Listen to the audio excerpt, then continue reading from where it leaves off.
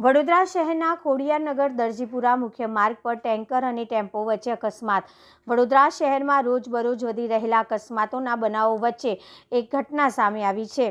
ખોડિયારનગરથી દરજીપુરા તરફ જવાના મુખ્ય માર્ગ પર પાણી ભરેલા ટેન્કર અને ટેમ્પો વચ્ચે ભયાનક અકસ્માત સર્જાયો હતો।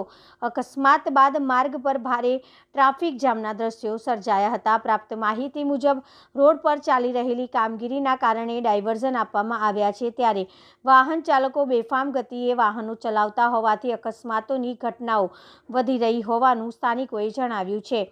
આજની ઘટનામાં ટેમ્પોને ભારે નુકસાન થયું છે, જ્યારે પાણી ભરેલું ટેન્કર પલટી ખાઈ ગયું હતું। બંને વાહન ચાલકો સામસામે આવી જતા અકસ્માતે ઉગ્ર સ્વરૂપ ધારણ કર્યું હતું। ઘટનાની જાણ થતાં સ્થાનિક લોકો અને ટ્રાફિક પોલીસ સ્થળ પર પહોંચ્યા હતા અને વાહન વ્યવહાર વ્યવસ્થિત કરવાના પ્રયાસ હાથ ધર્યા હતા। શહેરમાં પીવાના પાણીની અછત વચ્ચે ટેન્કર મારફતે પાણી પુરવઠો કરવામાં આવી રહ્યો છે, ત્યારે કેટલાક ટેન્કર ચાલકો બેફામ ડ્રાઇવિંગ કરતા હોવાનો આરોપ સ્થાનિકો દ્વારા લગાવવામાં આવ્યા છે। આવા ટેન્કરોથી સામાન્ય નાગરિકોના જીવ જોખમમાં મુકાઈ રહ્યા હોવાનું પણ લોકોએ રોષ વ્યક્ત કર્યો હતો।